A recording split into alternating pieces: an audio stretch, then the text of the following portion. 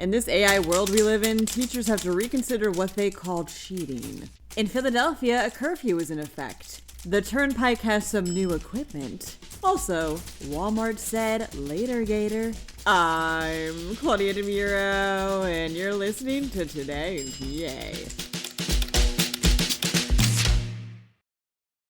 Teachers in Pennsylvania and beyond are saying that, with students using AI so often, it's basically assumed that any writing they do was AI generated, reports the Associated Press.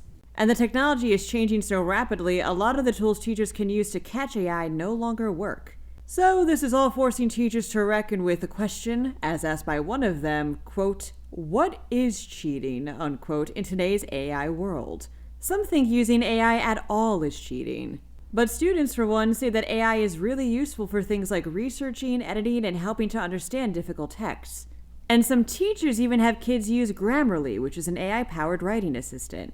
This makes it even more difficult to catch and label something as cheating, and causes even more issues. Take, for example, how one student at Carnegie Mellon was flagged for using AI after he wrote an essay in his native language, then used an AI-powered translation tool to translate it into English.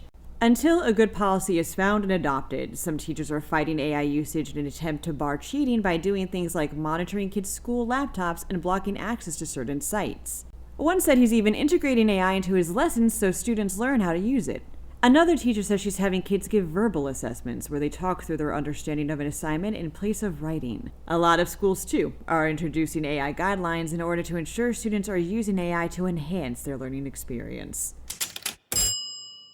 Last week, a new ordinance expanded a curfew to more neighborhoods in Philadelphia than just Kensington, reports NBC 10. At 11 p.m. every day, businesses in Germantown, Fairhill, Hunting Park, Frankfort, and Mount Airy have to shut down until 6 a.m. the following morning. The exceptions are businesses that have a liquor license, a drive-thru, or a gas station. This curfew is intended to reduce crime and increase quality of life in these areas, although a lot of local activists and small business owners have criticized it. Anyone who violates it might face fines of up to $1,000.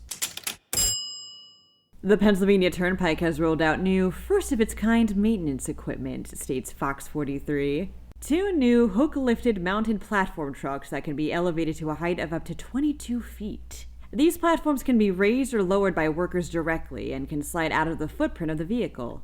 The platform's also larger than previous ones, meaning more workers can fit on it, meaning more collaboration and more efficiency, as well as tools and materials. And they're safer. The equipment's push-out deck extensions provide more mobility for workers, reducing the risk of potential injuries or falls. And they have work lighting, a self-closing gate, and an emergency stop system, among other things.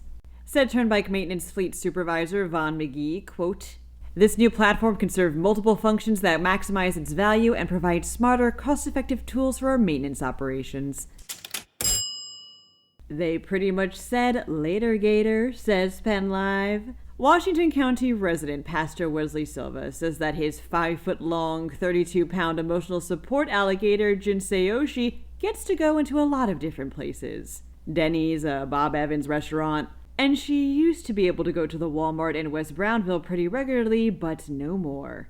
Jinseyoshi has been banned from all Walmarts now after customers saw her getting pushed around in a shopping cart while wearing a dress. They complained, talked to management, and here we are. But at least Jinseyoshi can get a little support from her family. Silva also owns a dog, 6 snakes, a leopard gecko, a Komodo dragon, an ocellated skink, and another alligator. Explains Silva of his mostly scaly menagerie, quote, "In the Bible, God talks about us having dominion over animals, and I developed an affinity for the reptiles. I find them very soothing."